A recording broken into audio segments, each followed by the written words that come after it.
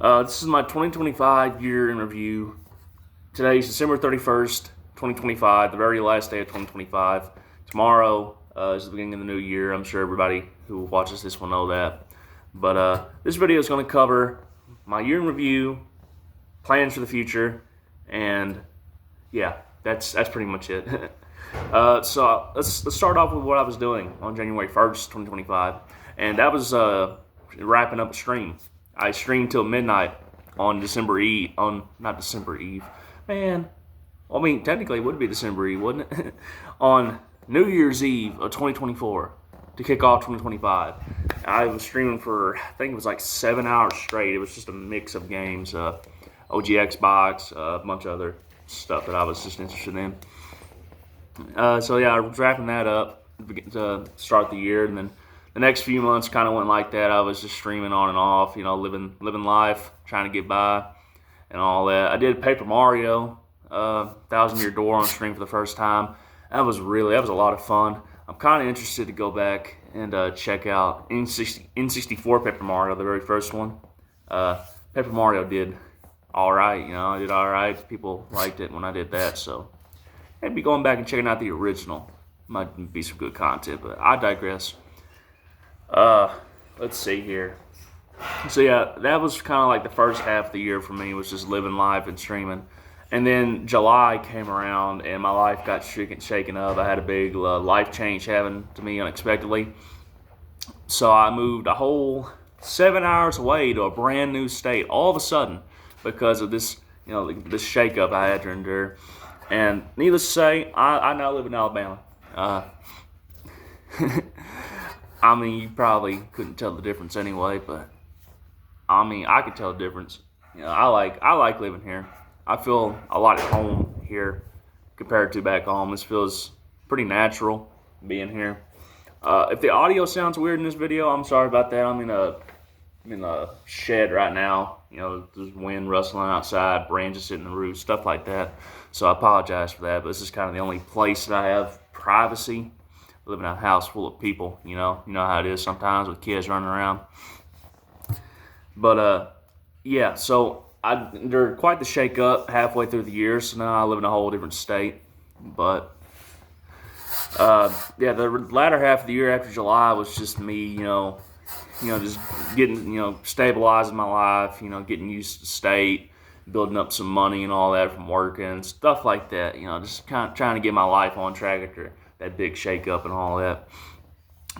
So yeah, here we are in December, and it's just been quite the ride. I never thought I would go down. I just didn't think this year was going to go this nuts for me at the beginning of this year. I just didn't think that it was just going to shake up like that, but it did. So I talked about the year I had, but let's talk about the future. Let's talk about what plans I have for 2026. The goals and aspirations I have.